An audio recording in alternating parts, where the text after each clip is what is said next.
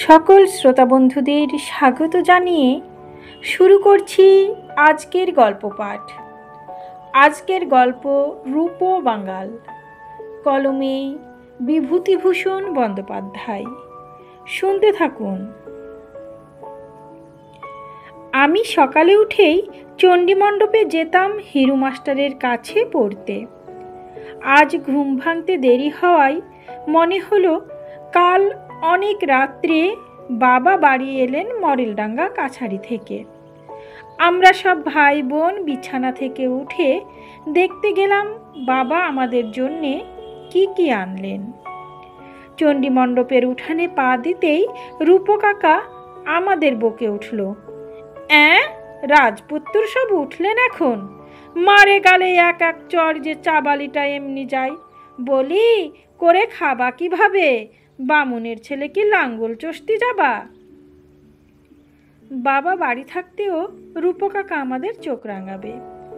দাদা ভয়ে ভয়ে উত্তর দিলে, রাতে ঘুম হয়নি রূপো কাকা? কেন রে? ছাড় পোকার কামড়ে। বাব্বা যা, ছাড় পোকা খাটে, যা যা যা তাড়াতাড়ি পড়তে যা। রূপো কাকা আমাদের আত্মীয় নয়, বাবার বন্ধু নয়, বাড়ির গোমস্তা কি নায়েব নয়, এমনকি রূপো কাকা হিন্দু পর্যন্ত নয়। রূপো কাকা আমাদের কৃষাণ মাত্র, মাসে 3.5 টাকা মাইনে পাই। রূপো কাকার আসল নাম রূপ বাঙাল, ও জাতে মুসলমান, আমাদের গায়ের চৌকিদারও।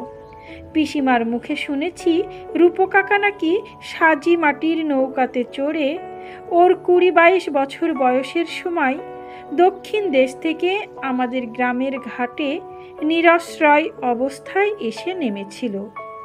কেন এসেছিল দেশ থেকে তা শুনিনি, সেই থেকেই আমাদের গ্রামে রয়ে গিয়েছে। বিদেশ থেকে এসেছিল বলে উপাধি বাঙাল, এ উপাধিরই বা কারণ কি তা বলতে পারবো না।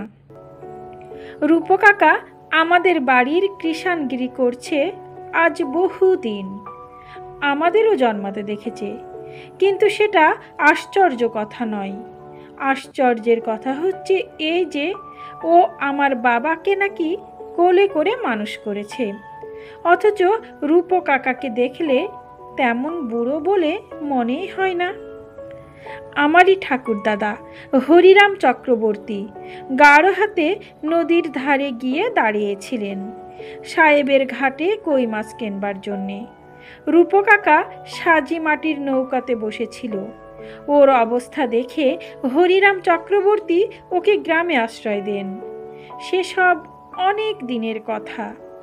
রূপো কাকার বয়স এখন কত জানি না, মোটের উপর বুড়ো। ঠাকুরদাদা যখন মারা যান বাবার তখন 25 বছর বয়স। বাবাকে তিনি নায়েব পদে বহাল করে গেলেন জমিদার বাবুকে বলে কয়ে।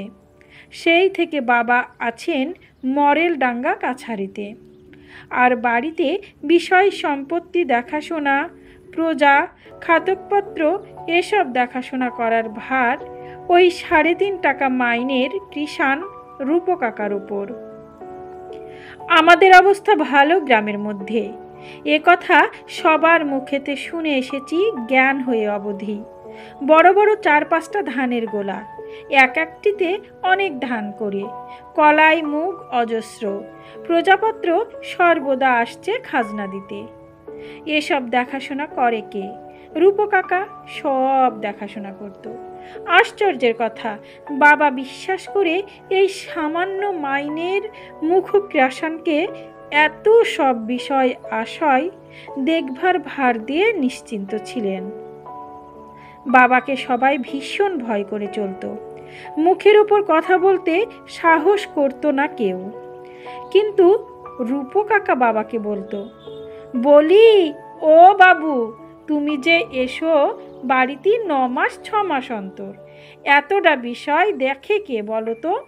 আদায়পত্র তো এবছর কিছুই হলো নি, হাতির 5 পা দেখেছ নাকি? এত বড় সংসারটা চলবে কিসে? বাবা 2 মাস অন্তর 2-3 দিনের জন্য বাড়ি আসেন। বাবার অনুপস্থিতিতে গোলার চাবি খুলে রূপকাকা ধান পাড়ত, কলাই মুগ পাড়ত, খাতকদের কর্জ দিত, নিজের দরকার হলে নিজেও নিত। আমরা সব ছেলে মানুষ, কিছুই বুঝিনি। ঠাকুরমা প্রবীণা বটে, কিন্তু ভালো মানুষ, বিষয় আশয়ের কিছুই বুঝতো না। আমাদের আছে সব, কিন্তু দেখে নেবার লোক নেই। সে অবস্থায় সব কিছুর ভার ছিল রূপকাকার উপর। বাবা বাড়ি এসে পরদিন চণ্ডীমণ্ডপে বসতেন মহাজনী খাতা খুলে, বলতেন, কে কি নিয়েছে রূপ? রূপকাকা বলতো, লিখে রাখো, সনাতন ঘোষ 6 কাঠা কলাই, 2 কাঠা বীজ মুগ, করি 6 কাঠা। আচ্ছা হয়েছে হয়েছে। আচ্ছা লেখো, বীরুমণ্ডল 2 বিশ ধান, করি 5 শলি। আচ্ছা হয়েছে হয়েছে।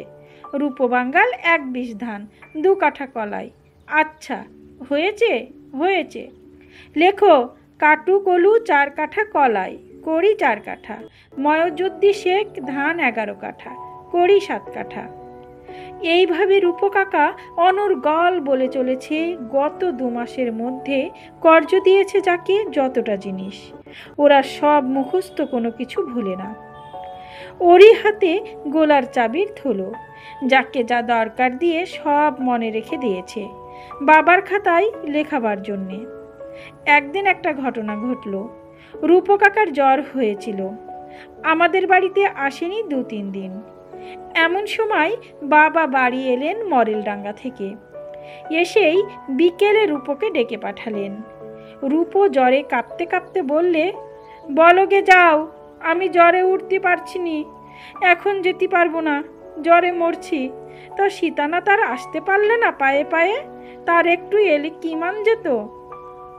বাবা বাবু মানুষ, নতুন বাবু, রূপ বাঁধানো ছড়ি হাতে নিয়ে বেড়ান, কোচা হাতে নিয়ে, ঘড়ির চেন ঝোলে বুকে, হাতে থাকে ঝকমকে আংটি। প্রজাপত্তরের কাছে খুব খাতির। বাবাকে যখন লোকে ফিরে এসে এ কথা বললে, তখন বাবা একেবারে তেলে বেগুনে উঠলেন জ্বলে। তখন কিছু না বলে গুম হয়ে রইলেন। এর দিন 5-6 পরে রূপকাকা সেরে উঠে আমাদের বাড়ি এলো। বাবা তখন চণ্ডীমণ্ডপে বসে হিসেবের খাতাপত্র দেখছিলেন।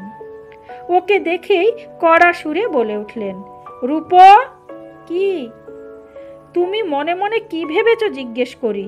তোমার এত বড় আস্পর্ধা? তুমি বলো আমি পায়ে পায়ে তোমার বাড়ি যাব? তুমি জানো কার সামনে তুমি দাঁড়িয়ে আছো? তোমার মুন্ডুটা যদি কেটে ফেলি তাহলে খোঁজ হয় না। তুমি জানো এত বড় লোক তুমি হলে কবে? রূপকাকাও সমানে গলা চড়িয়ে উত্তর দিলে, তা তুমি মাথা কাটবে না? এখন কাটবে না? এখন কাটবে বই কি। হ্যাঁ রে শীতেনাথ, তোকে যে কোলে করে মানুষ করেছিলাম একদিন, মনে পড়ে? এখন তুমি বড় হয়েছ, বাবু হয়েছ, শীতে বাবু। এখন তুমি আমার মুন্ডু কাটবা না? বড্ড গুণবন্ত হয়েছিস তুই। হ্যাঁ শীতেনাথ। তুমি ছেড়ে রূপকাকা সামান্য 3.5 টাকা মাইনের কর্মচারী হয়ে মনিবকে তুই বলেই সম্বোধন আরম্ভ করলে সকলের সামনে। বাবা বললে, যা যা, বকিস নেই। না বকবো না, তুই বড্ড তালেবর হয়েছিস আজকাল, বড্ড বাবু হয়েছিস। তুই আমার মুন্ডু নিবি না তো কে নেবে? বলেই রূপকাকা হাউ হাউ করে কেঁদে ফেললে। আমার ঠাকুরমা ছিলেন বাড়ির মধ্যে। রূপর কান্না শুনে তিনি বাইরে ছুটে এসে বাবাকে যথেষ্ট বকলেন। বাবা বললেন, তা বলে আমায় ওই রকম বলে কেন? ঠাকুরমা বললেন, তুই কাকে কি বলছিস শীতে? তোর একটা কাণ্ড জ্ঞান নেই, তুই কি পেলি? বাবা কলম ছেড়ে বাড়ির মধ্যে উঠে এলেন। তারপর রূপকাকার হাতে ধরে বললেন, রূপদা, তুই কিছু মনে করিস নে, আমার বলা ভুল হয়ে গিয়েছে, বড্ড ভুল হয়েছে। রূপকাকার রাগ কমে না, বললে, না আমার দরকার নেই কাজে, ঢের হয়েছে, নে তোর গোলার চাবি ছড়া রেখে দে, মুই আর ওসব ঝামেলা পোয়াতে পারবে না, নে তোর চাবি ছড়া। কতবার বোঝানো হলো, রূপকাকা কিছুতেই শুনবে না। চাবির থলো সে খুলে বাবার সামনে ছুঁড়ে ফেলে দিলে। শেষে বাবা বললেন, বেশ, তাহলে আমি বাড়ি ছেড়ে যাই। রইল গোলাপালা প্রজাপত্তর, আমি কাল সকালের গাড়িতেই বেরোচ্ছি। রূপকাকা ঝাঁজের সঙ্গেই বললে, তুই চলে যাবি তা তোর কাচ্চা বাচ্চা মানুষ করবে কেডা? কেন তুমি? মোর দায় পড়েছে, তোরে কোলে পিঠে করে মানুষ করলাম বলে কি তোর ছেলে পিলেও কোলে পিঠে করে মানুষ করব? আমি কি আর জোয়ান আছি, এখন বুড়ো হয়েছি না? ও সব ঝামেলা আমার দ্বারা আর হবে না। না, আমি আর থাকবো না, কালই চলে যাব। কোথায় যাবি? মরেলডাঙ্গা চলে যাব। ঠিক বলছি, যাব। আমার বড় কষ্ট হয়েছে রূপদা, তুমি আমায় এমন করে বললে শেষকালে। আমি গৃহত্যাগী হব হব হব বলেই বাবা ফেললেন কেঁদে। রূপকাকা অমনি উঠে এসে বাবার হাত ধরে বললে, কাঁদিস নে শীতেনাথ, কাঁদিস নে। ছি, মুই আর তোরে কি বললাম, তুই তো কত কথা শুনিয়ে দিলি, কাঁদিস নে। শেষে দুজনেরই কান্না। আমরা ছেলে মানুষ অবাক হয়ে চেয়ে দেখতে লাগলুম দুই বড় লোকের কান্না। দাদা আমার কনুয়ের গুঁতো মেরে মুখে হাত চেপে হি হি করে হেসে উঠল। আমরা অবশ্যই দূরে গোলার নিমতলায় দাঁড়িয়েছিলাম।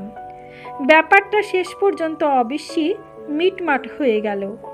বাবাও দেশত্যাগী হলেন না, রূপকাকাও চাকরি ছাড়লেন না। রূপকাকা রাত্রে চৌকিদারি করত। অনেক রাত্রে আমাদের বাড়ি এসে ঠাকুরমাকে জাগিয়ে দিয়ে বলতো, ওঠো বৌমা, জাগম থাকো, রাত খারাপ। চণ্ডীমণ্ডপে সন্ন্যাসী ঘোষ ও হিরু মাস্টার শুয়ে থাকতো, তাদের জাগিয়ে দিয়ে বলতো, একেবারে অত নাক ডাকিয়ে ঘুমাও কেন? ওঠো, মাঝে মাঝে তামুক খাও আর গোলাগুলোর চারিধারে বেরিয়ে এসো না। একটা অদ্ভুত দৃশ্য কতদিন হিরু মাস্টার দেখেছে। আমাদের গল্প করতে সকালবেলায় সব গ্রাম ঘুরে এসে অনেক রাত্রে চৌকিদারি পোশাক পরে লাঠি হাতে রূপকাকা অন্ধকারে আমাদের চণ্ডীমণ্ডপের পৈঠার ওপর বসে থাকত। এক একটি হিরু মাস্টার এক এক দিন বাইরে এসে ওকে দেখতে পেয়ে জিজ্ঞেস করত, কে বসে? মই রূপ। বসে কেন এত রাতে? তোমরা তো দিব্যি ঘুমোচ্ছ, তোমাদের আর কি? গোলার ধান যাবে, শীতেনাথের যাবে, চোরের যা উপদ্রব হয়েছে তার খবর কি জানবা? মোর ওপর ঝুঁকি কত, মোর তো তোমাদের মতো ঘুমুলি চলবে না। শীতেনাথের এ ঝামেলা আর কতদিন পোয়াবো? এবার এলি চাবি ছড়া তার হাতে দিয়ে মুই খোলসা হব। এবার আর আমি পারবে না বুড়ো বয়সে রাত জাগতি।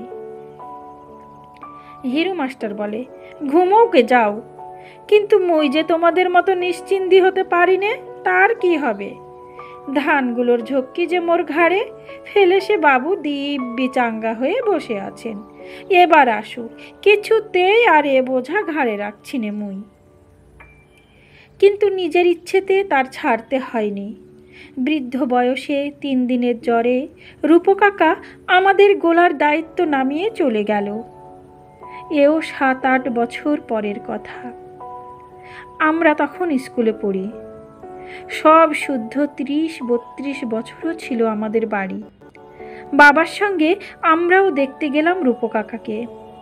রূপকাকার ছোট চালাঘর, একদিকে ডোবা, একদিকে বাঁশঝাড়, ছেঁড়া মলিন কাঁথা মুড়ি দিয়ে শীর্ণ সাদা দাড়ি রূপকাকা পুরনো মাদুরে শুয়ে।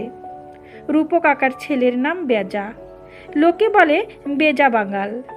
বেজা আমাদের দেখে বললে, আসুন বাবুরা, দেখুন দিকি বাবারে, জ্ঞান নেই, ভুল বকছে। বাবা ওর মুখের উপর ঝুঁকে পড়ে বললেন, ও রূপদা, কেমন আছো? ও রূপদা। রূপকাকা চোখ মেলে বললে, ক্যাডা? শীতেনাথ?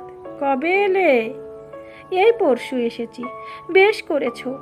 এই শোনো, খাতার মুড়োয় লিখে রাখো, মুই চিড়ে খাবার বেনামুড়ি ধান নিয়েছি 4 কাঠা, আহাদ মণ্ডল কলাই 2 কাঠা, বাড়ি 2 কাঠা, বিষ্ণু ধেড়িসির 6 কাঠা ধান, বাড়ি 4 কাঠামো ধান, পৌষ মাসের এদিকে দিতে পারবো না, বলে দিচ্ছি, ভুলে যাব, লিখি রাখো। এই রূপকাকার দায়িত্বের শেষ। আর কোনো কথা বলেনি রূপকাকা। সেদিন সন্ধেবেলা রূপকাকা আমাদের গোলাপালার দায়িত্ব চিরদিনের মতো ঝেড়ে ফেলে দিয়ে চলে গেল। বিশ্বস্ত লোকেদের জন্যে কি কোনো স্বর্গ আছে? যদি থাকে, আমাদের বাল্যের রূপকাকার আসন অক্ষয় হয়ে আছে সেখানে। আজ 30 বছর আগেকার কথা এইসব চোরাবাজারের দিনে, জুয়ে চুরির দিনে, মিথ্যে কথার দিনে বড্ড বেশি করে রূপকাকার কথা মনে পড়ে। সমাপ্ত। গল্প রূপ বাঙাল। কলমে বিভূতিভূষণ বন্দ্যোপাধ্যায়। কণ্ঠে আমি রোজি।